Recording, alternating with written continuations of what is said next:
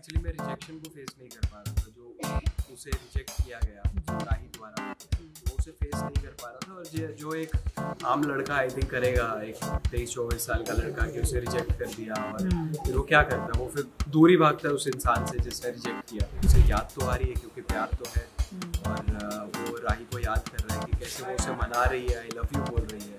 वो एक दोस्ती से स्टार्ट हुआ, दोस्ती से भी नहीं, पहले तो एक दूसरे के दुश्मन थे एक तरह से, वहाँ से स्टार्ट होते होते फिर दोस्ती हुई। जब पता लगा कि नहीं यार ये अच्छा आदमी है या वो अच्छी लड़की है, फिर एक दूसरे की क्वालिटीज़ पता चली। Hi, my name is Shivam Khajuria and you are watching me on फिल्मी पे। एक्चुअली मैं रिजेक्शन को फेस नहीं कर पा रहा था, जो उसे रिजेक्ट किया गया राही द्वारा, तो वो उसे फेस नहीं कर पा रहा था। और जो एक आम लड़का आई थिंक करेगा, एक 23-24 साल का लड़का, कि उसे रिजेक्ट कर दिया और फिर वो क्या करता है, वो फिर दूर ही भागता है उस इंसान से जिसने रिजेक्ट किया। तो वो इस तरीके से इस इमोशन में है वो, और वो चला गया। लेकिन बाद में उसे रियलाइज़ हुआ कि नहीं, मेरे ऊपर एक रिस्पॉन्सिबिलिटी थी, मैं अनु की रसोई में एक इम्पॉर्टेंट मेंबर था। प्रोफेशनलिज्म को मुझे आगे रखना चाहिए, अपने पर्सनल इश्यूज़ को लेके मेरे प्रोफेशनलिज्म मेरा इफेक्ट नहीं होना चाहिए। तो फिर वो वापस आया, उसने अनु मैम से माफ़ी मांगी और सारे ऑर्डर्स को पूरा करने का दावा किया। तो उसने पूरी रात मेहनत करके वो ऑर्डर्स पूरे भी किए। अब वो जब सुबह उठा, जब सारे फाइनल चेक्स कर रहा है, तो उसे याद तो आ रही है क्योंकि प्यार तो है, और वो राही को याद कर रहा है कि कैसे वो उसे मना रही है, आई लव यू बोल रही है। लेकिन वो एक ड्रीम सीक्वेंस में चला जाता है और फिर सामने माही आ जाती है, उसे गुड मॉर्निंग कह के वापस रियल वर्ल्ड में लेकर आती है। तब उसे रियलाइज होता है कि नहीं, मैं तो सपने देख रहा था।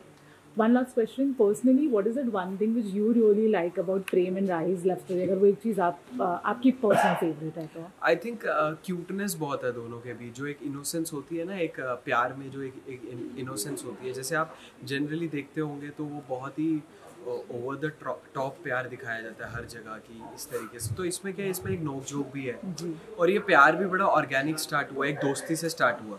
दोस्ती से भी नहीं, पहले तो एक दूसरे के दुश्मन थे एक तरह से, वहाँ से स्टार्ट होते होते फिर दोस्ती हुई। जब पता लगा कि नहीं यार ये अच्छा आदमी है या वो अच्छी लड़की है, फिर एक दूसरे की क्वालिटीज़ पता चली। फिर प्रेम को रियलाइज़ हुआ कि वो इतना फील क्यों कर रहा है उसके लिए। तो एक जो वो ग्राफ होता है ना, टू फॉल इन लव, वैसे तो कोई ग्राफ होता नहीं है, बट जो भी ये जो ग्राफ था, ये बड़ा ही ऑर्गेनिक ग्राफ था कि कैसे दो लोग प्यार में पड़े और अब आगे उनकी लाइफ में क्या क्या सिचुएशंस आएगी।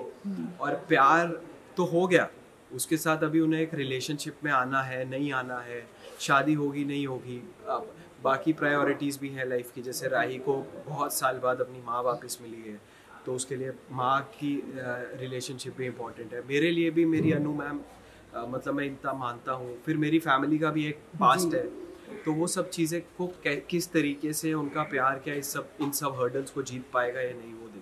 Anything to the viewers you want to say?